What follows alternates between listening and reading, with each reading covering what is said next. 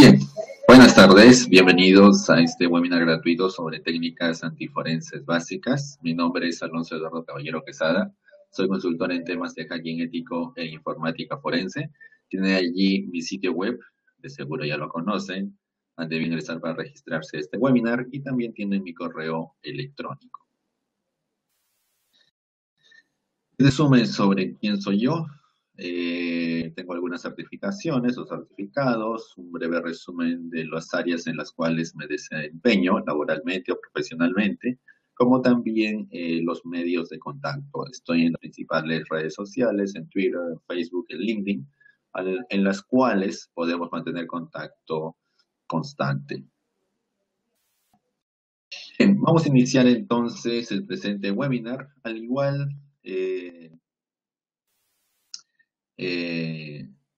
este webinar es una presentación relacionada al tema antiforense.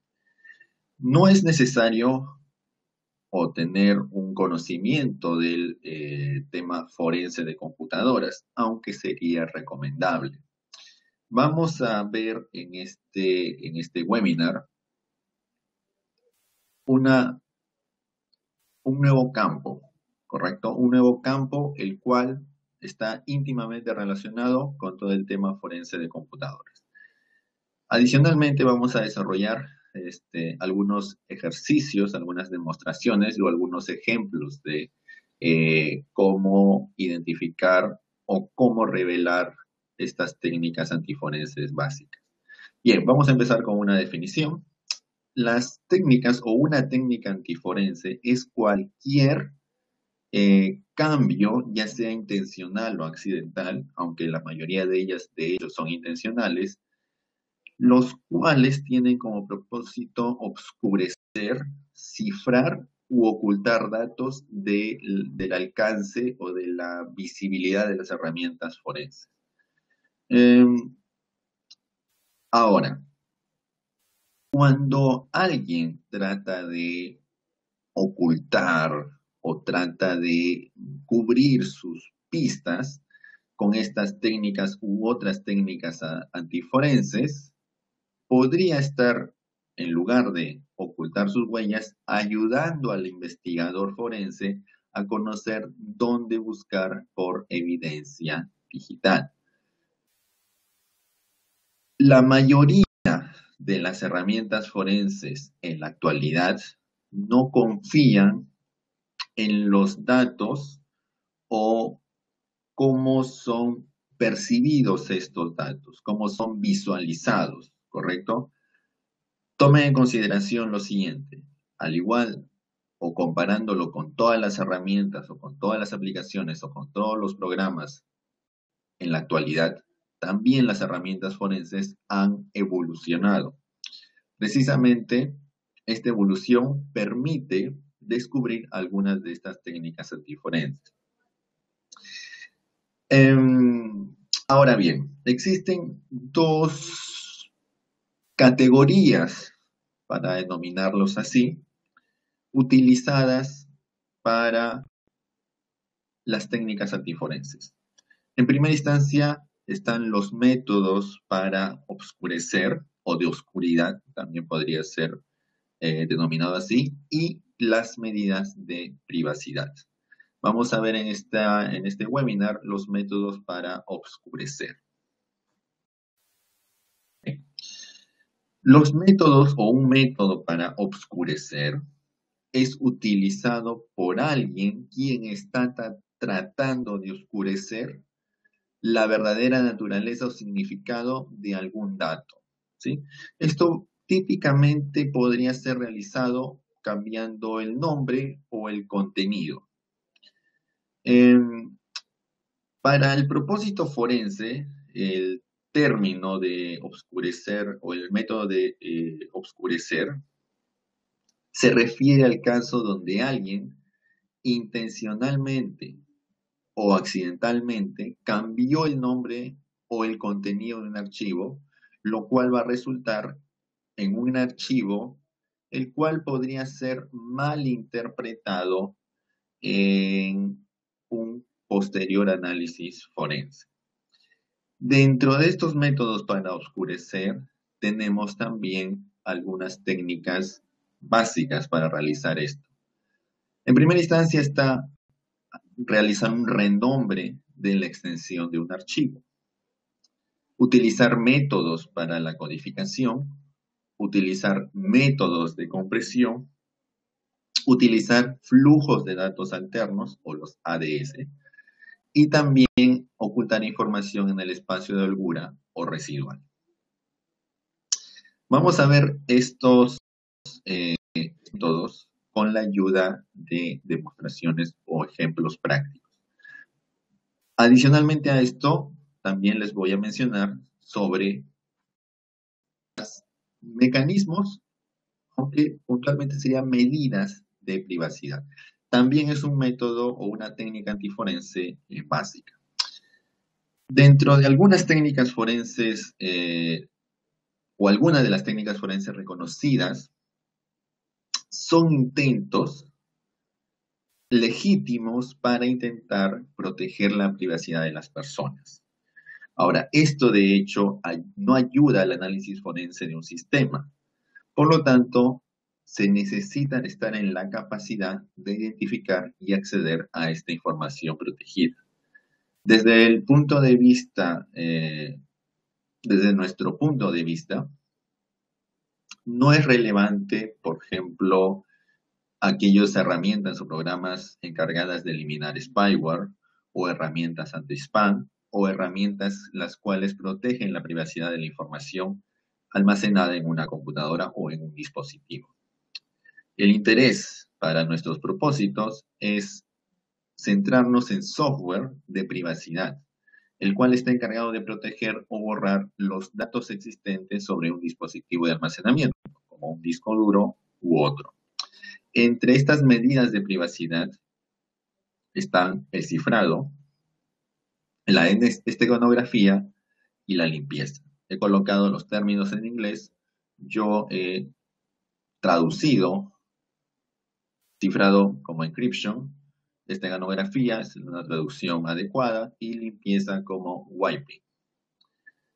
Entonces vamos a realizar las demostraciones de los métodos para oscurecer con la ayuda de demostraciones prácticas, ¿correcto? Así asimilamos mejor los contenidos.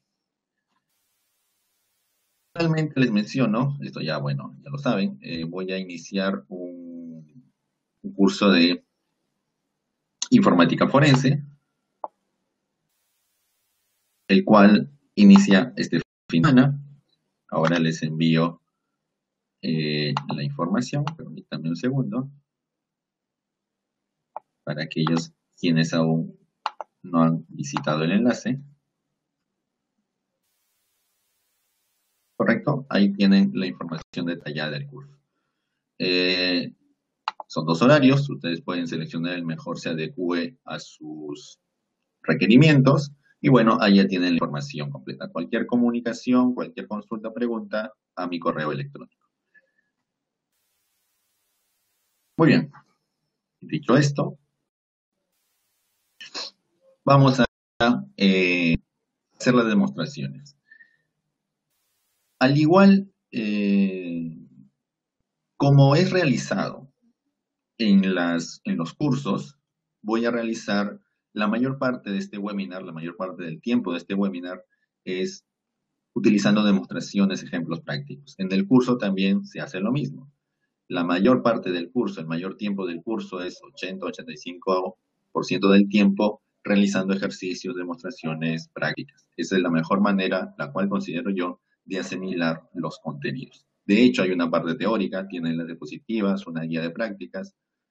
En mi modo de enseñar este tema y los temas de los otros cursos es realizando prácticas y demostraciones. Se asimilan mucho mejor los contenidos y la parte teórica. Para el curso de informática forense y para este webinar, voy a utilizar una herramienta, una máquina virtual, cuyo nombre es SIFT. Esta máquina virtual ya tiene las herramientas forenses incluidas para realizar diferentes labores. y es una herramienta la cual ustedes pueden descargar libremente. Esta herramienta la vamos a utilizar para el presente webinar y vamos a realizar las siguientes demostraciones. Para empezar con el tema de renombrar las extensiones, ¿correcto? Las extensiones de los archivos. Bueno, uno de los tipos más sencillos para obscurecer y también más sencilla de detectar es renombrar las extensiones de los archivos. Veamos esto. Yo tengo aquí algunos archivos, ¿correcto?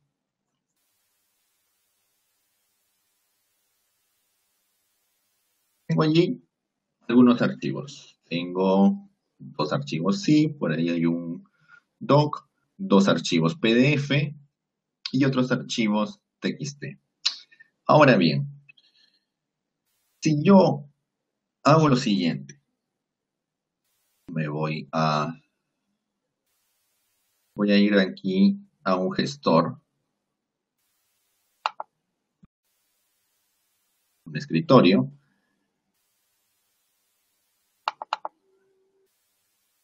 y trato de ver el archivo PDF.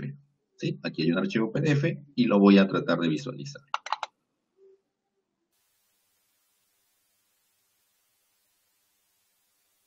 El programa o la aplicación con la cual trato de abrir este archivo me dice un error. No puedo abrir el archivo indicado. Ok.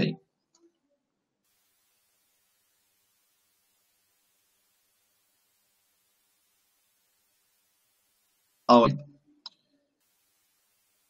si sospechase alguien ha cambiado la extensión de este archivo, yo puedo utilizar una herramienta cuyo nombre es File, de la siguiente manera. File. La herramienta File, incluida en la mayoría de sistemas Linux, es una herramienta o un comando el cual me retorna o me muestra el tipo del archivo de acuerdo a una base de datos de firmas. Esta base de datos de firmas es utilizada por el comando file de los sistemas o incluida en los sistemas Linux. Y en esta base de datos utiliza algo denominado como números mágicos. Es un término bastante inusual, pero así es, ¿correcto? Esto es una base de datos, la cual permite identificar ciertos tipos de archivos, no en base a su extensión, como estamos visualizando aquí. Este es un archivo PDF, pero según la utilidad del comando file, se trata de un archivo Microsoft Word 2007 o superior. Este comando file utiliza, como ya lo mencioné, una base de datos. Aquí ustedes tienen este archivo Magic, ¿correcto? Es un archivo binario, en realidad. Si nosotros tratamos de verlo, pues vamos a ver diferentes caracteres. No es un formato de texto. Algunas partes sí podrían ser reconocibles. En base a esta, o basándose en este archivo, el cual es una base de datos de firmas, mediante la cual la herramienta File identifica los archivos. Vamos a hacer otra prueba. Este archivo PDF en realidad no es un archivo PDF, es un archivo Microsoft Word. Si aplicamos esto contra el archivo alfa, el cual según es un archivo de texto, en realidad, según el comando file, se trata de un archivo JPG. ¿Correcto? Bien. Hagamos otra prueba contra el archivo de nombre 4057, el cual supuestamente es un archivo zip, pero según file es un archivo PDF. Entonces, si nosotros detectamos este cambio en las extensiones, resultará muy fácil para nuestros propósitos simplemente cambiar la extensión. Es decir, si yo, si yo tengo aquí un archivo de nombre alfa, y lo voy a hacer, el cual tiene la extensión txt, simplemente lo voy a copiar a otra ubicación y le voy a cambiar la extensión a JPG. Únicamente me dirijo hacia esa carpeta y visualizo el archivo con la extensión ahora sí correcta.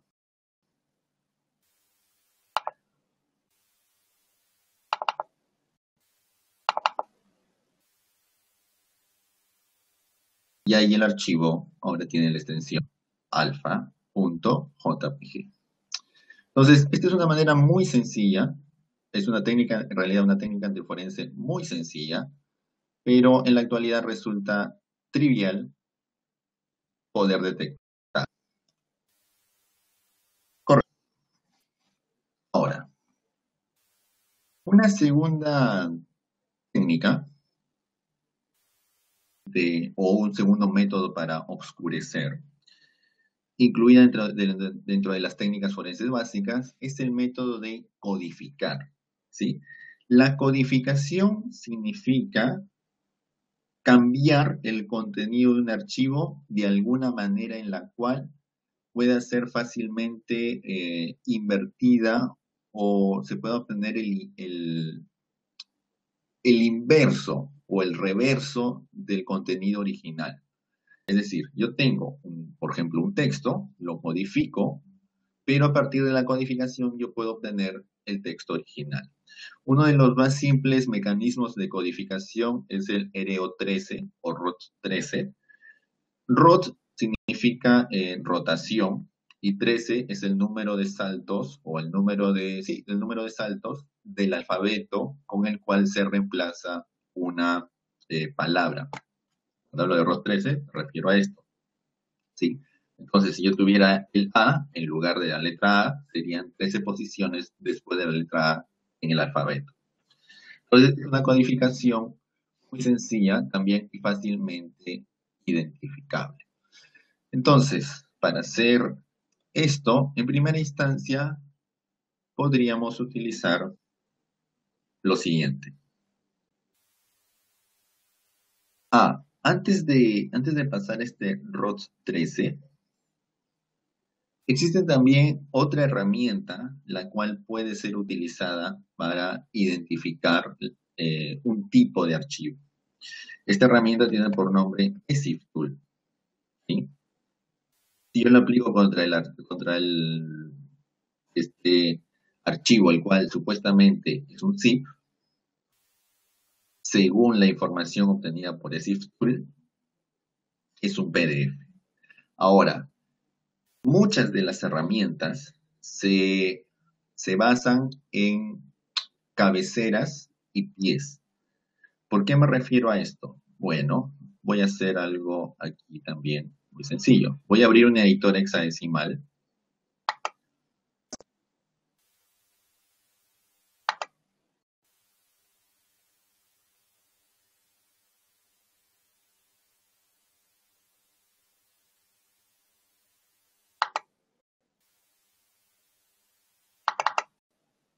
Y voy a abrir el archivo alfa.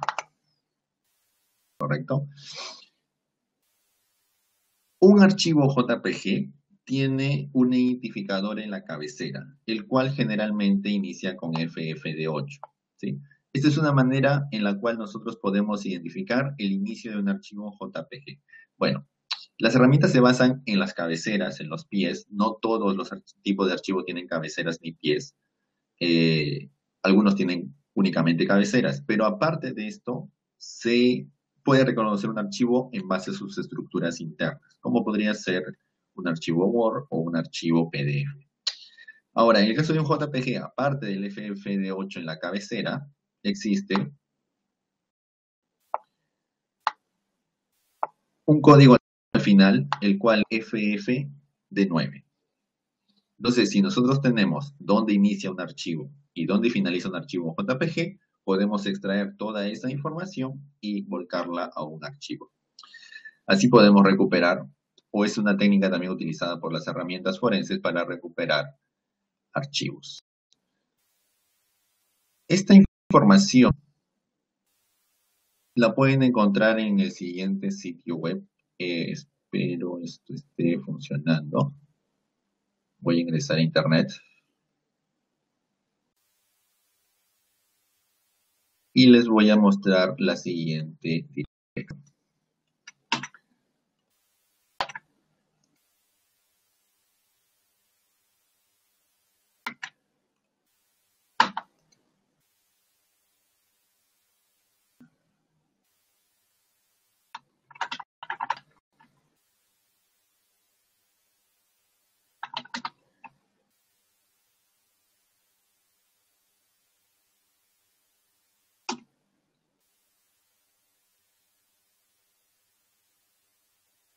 Esta es una tabla de firmas de archivos.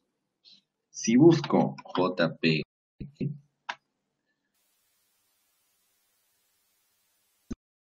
visualizar ustedes la cabecera FF de 8, aunque adicionalmente podrían ser 4 o más. Esta es la cabecera y esta es la cola o la parte final, FF de 9. Igual para diferentes tipos de archivos. Esta es una tabla en la cual sugiero cuando hagan o cuando trabajen con análisis forense con ciertos tipos de archivos, lo tengan en consideración al momento de realizar su análisis. Muy bien. Ahora vayamos a los métodos de oscurecer mediante la codificación. Otro de los tipos de codificación es una codificación en base 64. Vamos a ver lo siguiente. Tengo yo aquí un archivo doc. Como pueden visualizar allí, voy a utilizar el comando file contra ese archivo. Según la información obtenida del comando file, se trata de un archivo ASCII. Según la herramienta SIFTool, no me obtiene ningún tipo de información. Me dice error en el formato. Ahora bien, si yo visualizo el contenido de este archivo con un editor hexadecimal, sería de ayuda.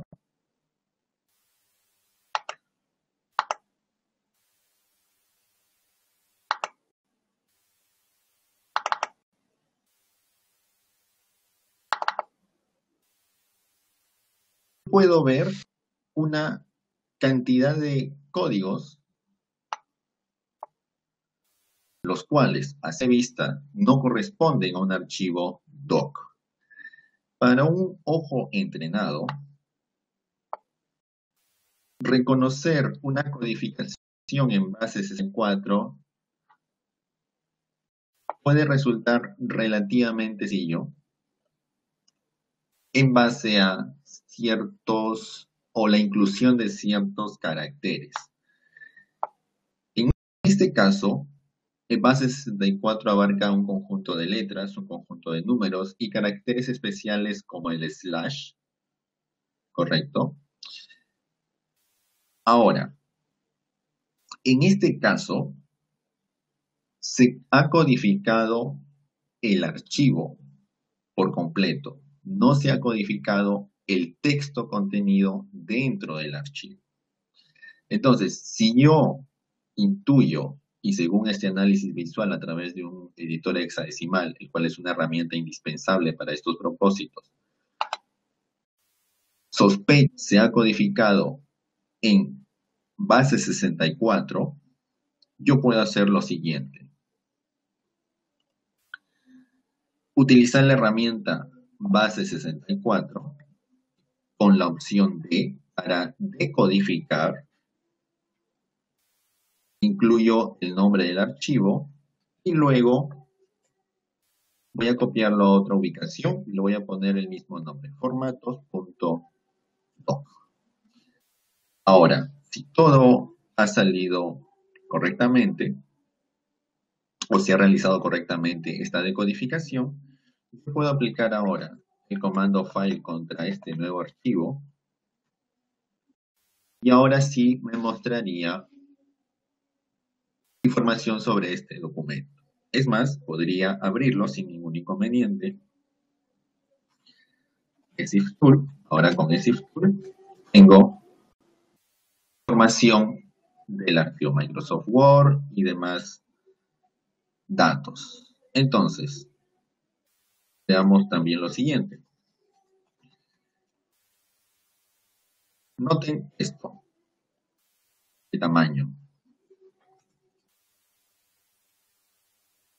En el caso del codificado, tiene un tamaño superior al contenido, al tamaño del archivo decodificado.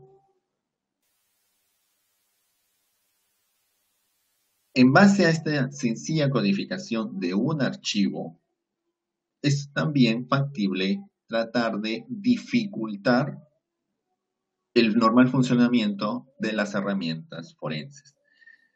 Para poder detectar esto de hecho, ¿correcto? Se necesita en primera instancia analizar el archivo con herramientas sencillas como estas dos indicadas y abrir el archivo con un editor hexadecimal. Analizar, ¿correcto? Analizar el contenido del archivo en busca de ciertos patrones, los cuales puedan indicarnos el tipo de codificación utilizada.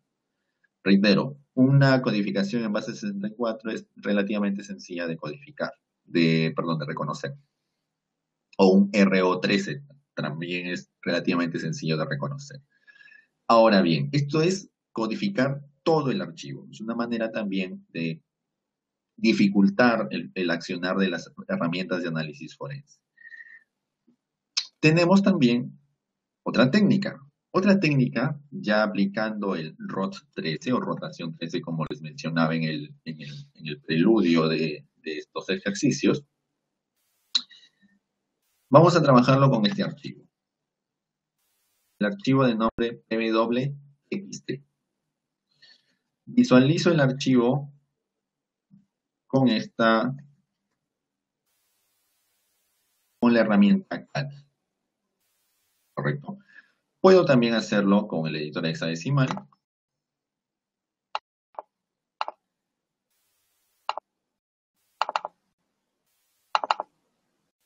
Y pueden ver los mismos resultados. La de única diferencia es la representación en ASCII, en hexadecimal y un offset. Ups, perdón. ¿Correcto? Bien. Ahora, identificar un ROT13 resulta relativamente sencillo dada la presencia de ciertos símbolos, como por ejemplo un slash, o podrían aparecer puntos o dos puntos, ¿sí? ¿Cómo entonces, si sospechamos se ha codificado utilizando ROT13, cómo podemos decodificar? Bueno, aparte de las diferentes utilidades en Internet, en herramientas forenses u otras utilidades, podemos utilizar el tan de moda lenguaje Python. Entonces vamos a llamar a Python. Importamos los códex, el cual contiene una importante cantidad de funciones útiles para nuestros propósitos. Y vamos a utilizar lo siguiente, codex y code, y le vamos a indicar decodificar esta cadena, la cual sospechamos está en ROT13, está codificada en ROT13,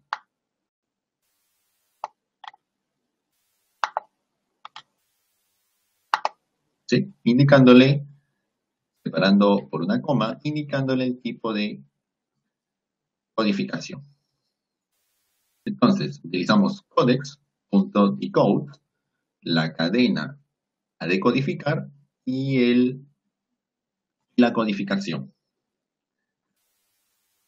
Noten los resultados. El resultado es el siguiente. El resultado es, este es mi password y aquí supuestamente está el password. Ahora, algo a resaltar en el tema de la codificación en ROT13 es lo siguiente.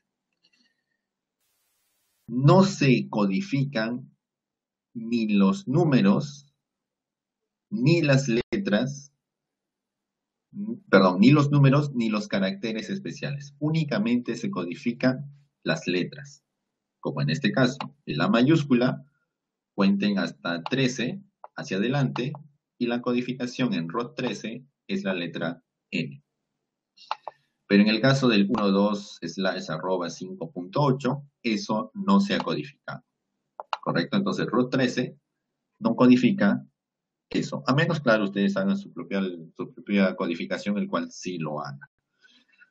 Muy bien. Claro, existe también una función en Python la cual les permite codificar en ROT13 y otros tipos de codificación. Correcto. Vayamos ahora a los métodos de compresión. La compresión también permite, o la compresión también es un mecanismo para camuflar el contenido de un archivo. En primera instancia, la compresión permite reducir el tamaño para almacenar y transmitir un archivo. Pero la compresión, como comprenderán, también implica alguna forma de oscurecer los datos. Depende también de los algoritmos de compresión utilizados para al utilizar las herramientas, éstas sean capaces de analizar los datos contenidos en este archivo. La herramienta forense, la cual analice archivos comprimidos, debe tener la capacidad de reconocer el algoritmo de compresión para luego poder, si no analizar directamente el archivo comprimido, descomprimir el contenido y proceder al análisis de su contenido. Ahora, entre los más comunes o los tipos de compresión más comúnmente utilizados están el zip. No es difícil entonces para las herramientas forenses en realidad identificar este tipo de compresión, este tipo de archivos y luego realizar el análisis de su contenido. Veamos un archivo zip con un editor hexadecimal.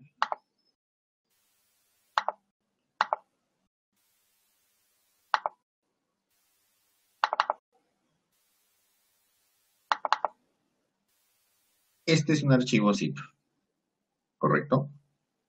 Noten aquí también el identificador. Este es una típica cabecera de un archivo zip. 504B en hexadecimal. Si nosotros visualizamos el contenido, podemos ver ciertos caracteres, los cuales pueden delatar, y de hecho delatan, el contenido del archivo. Este archivo zip, por ejemplo, tiene este texto, esta cadena de texto, la cual es muy similar a un nombre de archivo de extensión JPG.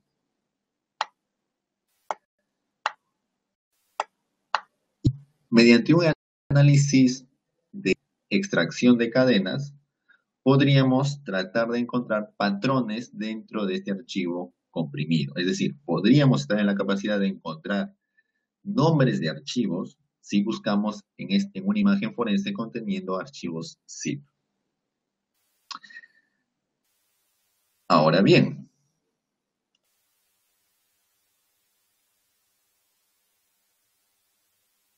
¿qué sucede entonces si nosotros tratamos de descomprimir este archivo?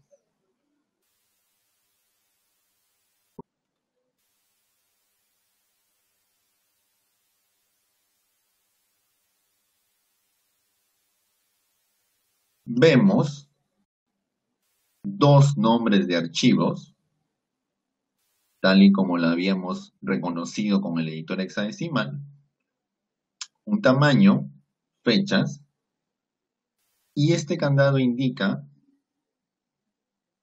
lo siguiente, una contraseña.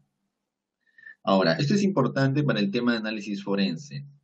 Aunque no podamos ingresar o no podamos extraer estos archivos, tenemos evidencia de la existencia de dos archivos, los cuales tienen ese nombre y los cuales tienen ese tamaño, adicionalmente de las fechas de esos archivos. En el tema de análisis forense, cualquier indicio, cualquier dato, por mínimo el cual parezca o pareciese ser, es útil para la investigación. Estos datos, reitero, aunque no podamos extraerlos, nos puede ser útil para direccionar o encauzar la investigación realizándose en este momento. Ahora, de hecho, sería ideal el poder ingresar a este archivo. Una técnica de forense sencilla es comprimir un archivo zip y colocarle una contraseña. Existen diversas herramientas en el mercado, las cuales también ayudan a romper o tratar de averiguar estas contraseñas. Yo voy a utilizar aquí, permítame,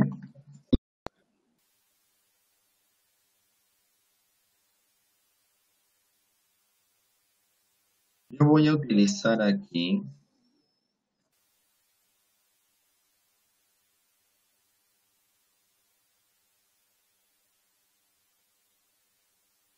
lo siguiente.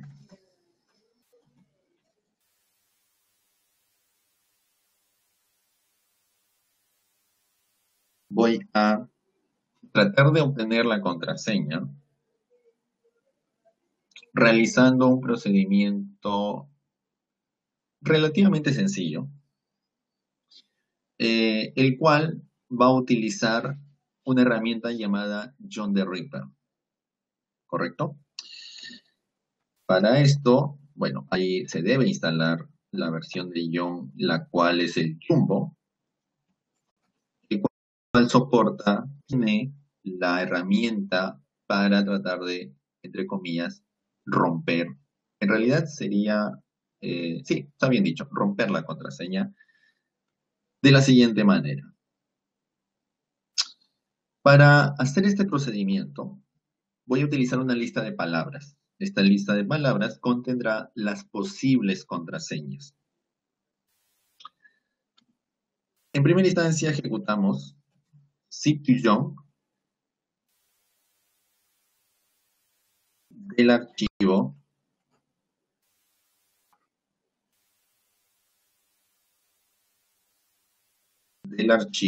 en este caso, ubicado en mi directorio demo, cuyo nombre es secret.zip. Y esto, el resultado de utilizar zip2john, lo voy a volcar al archivo de nombre secret.john en el directorio temporal. Voy a usar este archivo generado y allí es donde está la contraseña, ¿sí? La contraseña cifrada.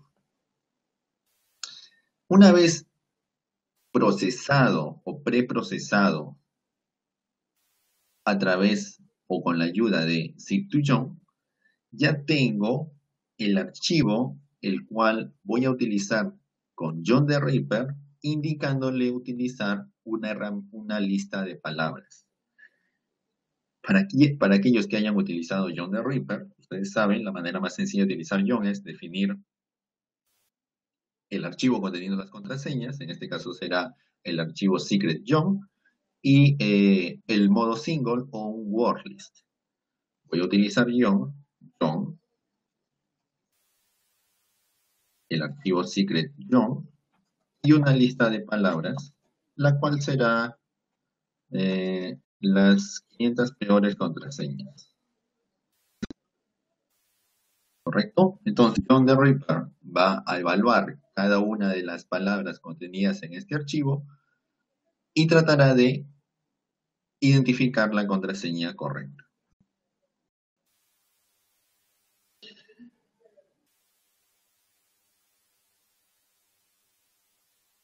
Según John,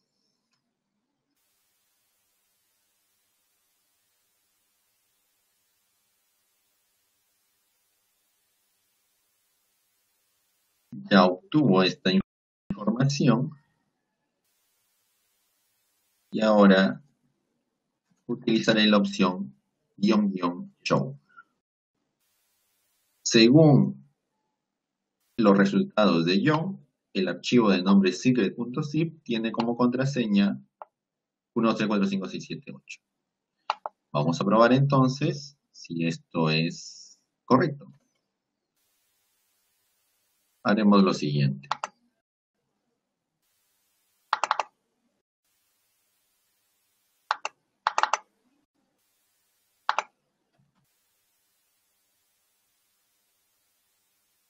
Y es correcto. Esa es la contraseña y bueno, estamos en la capacidad de ver los archivos. Vamos a ver otro ejemplo con el siguiente archivo.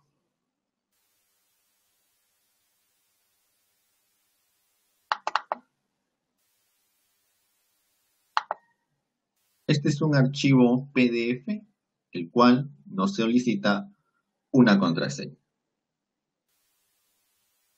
Entonces, aquí se está tratando de impedir el acceso a este archivo a través de una contraseña.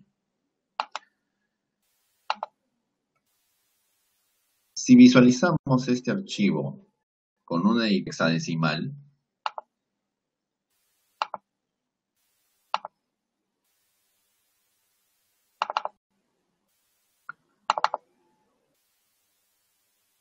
reconocemos el tipo de archivo a través de las cabeceras.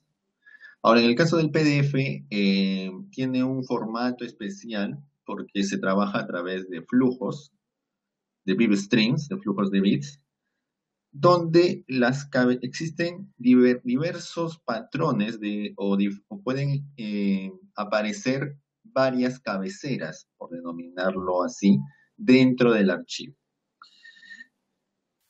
Ahora, si nosotros visualizamos el contenido de este archivo,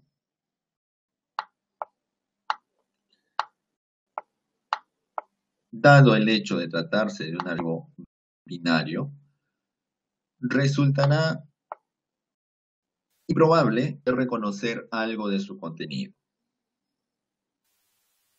Aunque también funcionaría una extracción de cadenas. Ahora bien, podemos utilizar la misma técnica para tratar de obtener la información de la posible contraseña. De la siguiente manera. Para este caso no utilizaremos zip2john, sino otra herramienta, pdf2john. El uso es similar. Definimos el archivo.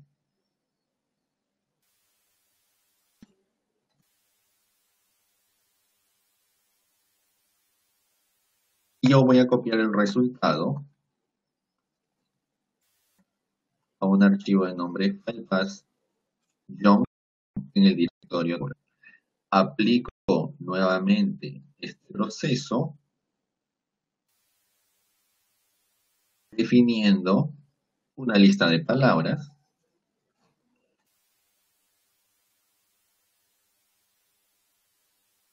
y según estos resultados devueltos por John, la contraseña para este archivo PDF es test.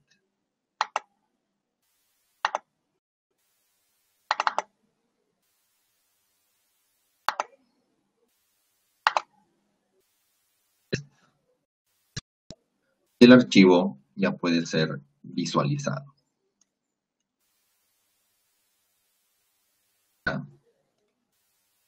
De hecho, estas técnicas pueden ser descubiertas, o las contraseñas, para ser más exacto, utilizadas por estas técnicas para oscurecer, pueden ser obtenidas en base a la creación de diccionarios o listas de palabras. No necesariamente en todos los escenarios va a ser factible obtener esta información. Ahora, una, una, una técnica adicional a esto es ocultar información, pero a nivel del sistema de archivos, en cuanto nos referimos a la manera en la cual se almacenan los datos sobre el dispositivo de almacenamiento. Aquí debemos entender un concepto, el cual es el slack space en idioma inglés, o el espacio de holgura. Es decir, cuando ustedes almacenan un archivo, y eso lo voy a hacer ayudándome de Autopsy.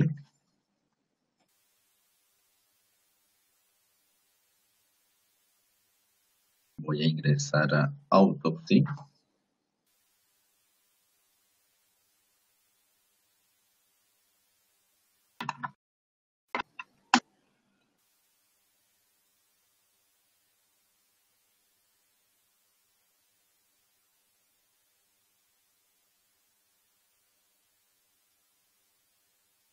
Ok, ya tengo Autopsy. Aquí ya tengo mi imagen forense. Cuando ustedes tienen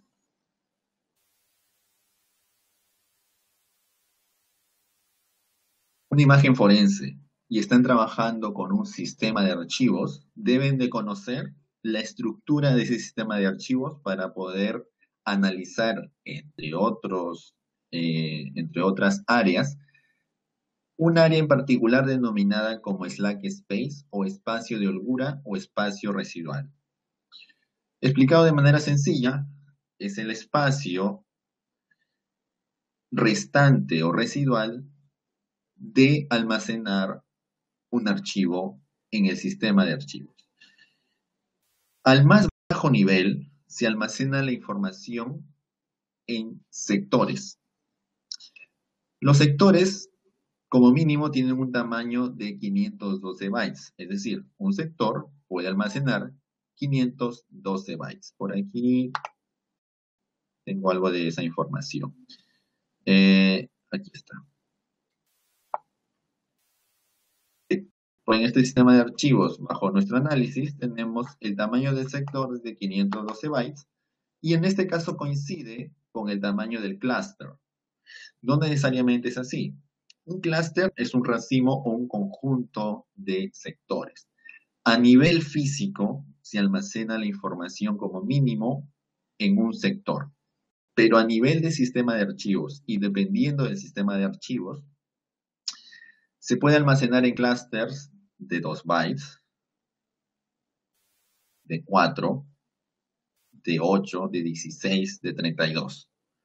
¿Correcto? Ahora, como comprenderán también, no necesariamente el tamaño de un archivo va a calzar o a exactamente rellenar todo el espacio asignado a ese archivo. Podríamos tener un escenario en el cual, y esto también lo vamos a ver aquí, con el ejemplo, se asimila mucho mejor.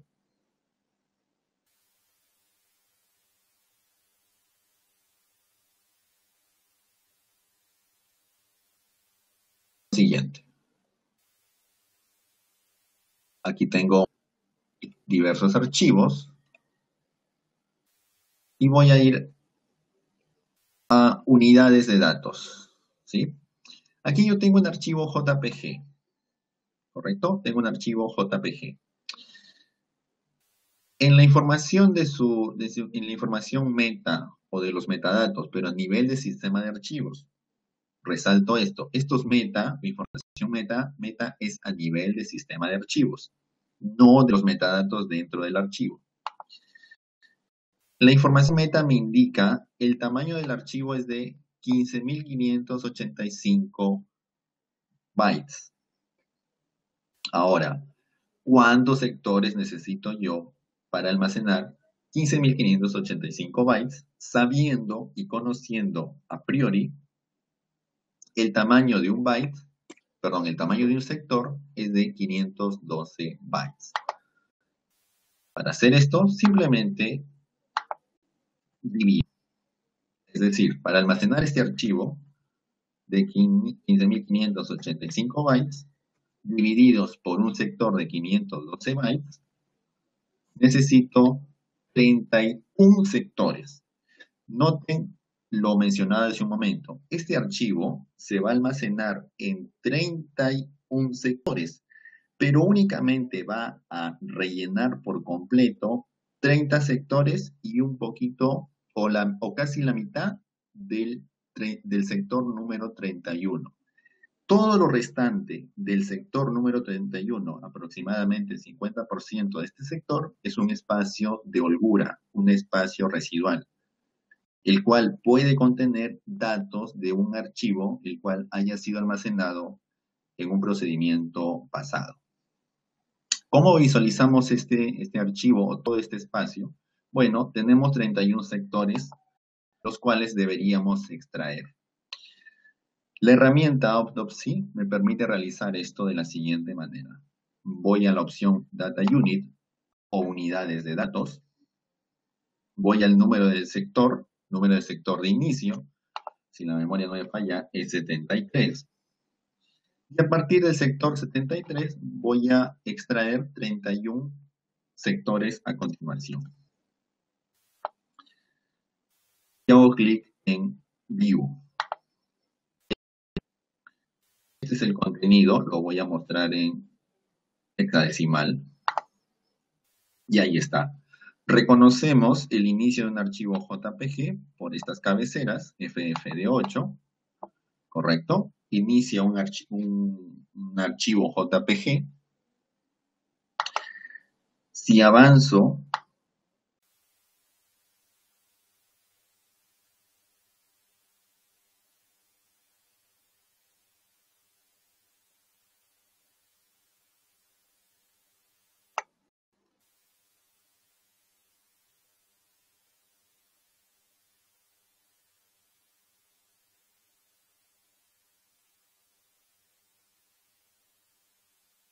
vemos aquí lo siguiente. El fin o el pie o el final del archivo JPG está aquí. FFD9. Recuerden, el inicio es FFD8 y el final de un archivo JPG es 99. Aquí es donde finaliza el archivo JPG, pero ocupando el 50% del sector número 31. A partir de aquí es el espacio residual, el espacio de holgura o el slack space, como también es denominado. Todo esto de aquí es lo restante del sector 31, el cual no es utilizado por el archivo JPG bajo nuestro análisis. En este espacio residual o espacio de holgura, de hecho, alguien puede ocultar, y como sucede en este caso, alguien ocultó datos. Precisamente trata de ocultar datos del alcance de las herramientas antiforenses. Entonces, también se puede ocultar esta información en un sistema Windows utilizando los famosos ADS o flujos de datos alternos. Si nos alcanza el tiempo, a ver, voy a iniciar otra máquina virtual. Permítanme. Si nos alcanza el tiempo para mostrarles lo siguiente. Esto lo voy a dejar aquí. y les mencionaré sobre la pequeña demo en un Windows. Ok, ya está iniciando. Ahora inicia. Correcto. Les voy mencionando sobre estos flujos de datos alternos mientras inicia la otra máquina virtual. Bueno, los flujos de datos alternos o alternate data streams es un tópico muy interesante para el tema también de ocultar datos o para el tema antiforense, ¿sí? Esto se basa en un conjunto o un segundo conjunto de datos, el cual es adjuntado a un archivo sencillo, a un archivo típico. Esto únicamente existe en sistemas de archivos NTFS. A ver, ya lo inicié, ahora me conecto al sistema.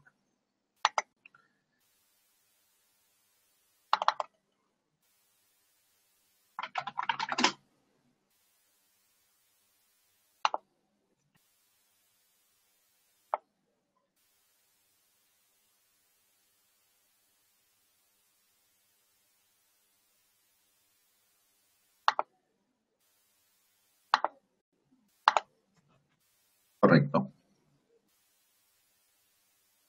Entonces, esto solamente existe en sistemas de archivos NTFS y un flujo de datos alternos es invisible a alguien quien visualice un archivo a través de la interfaz Windows como el explorador de Windows.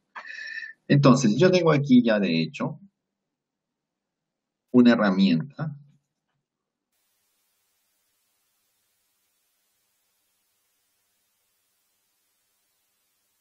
y lo siguiente. Tengo un archivo. Este archivo de nombre hola.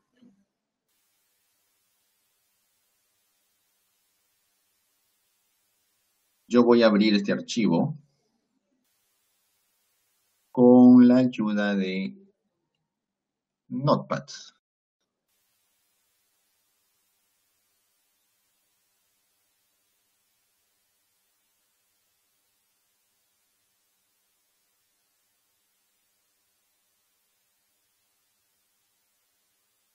Ese es el contenido del archivo. Ahora bien, lo interesante de esta técnica de utilizar datos alternos es la siguiente. Yo puedo ocultar en un flujo secundario datos. En primera instancia necesito una herramienta la cual me permita detectar la existencia de flujos de datos alternos. Entonces voy a utilizar esta herramienta de nombre LADS contra el directorio demo.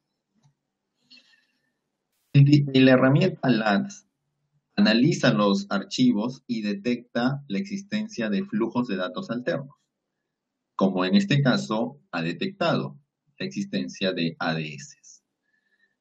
Me dice,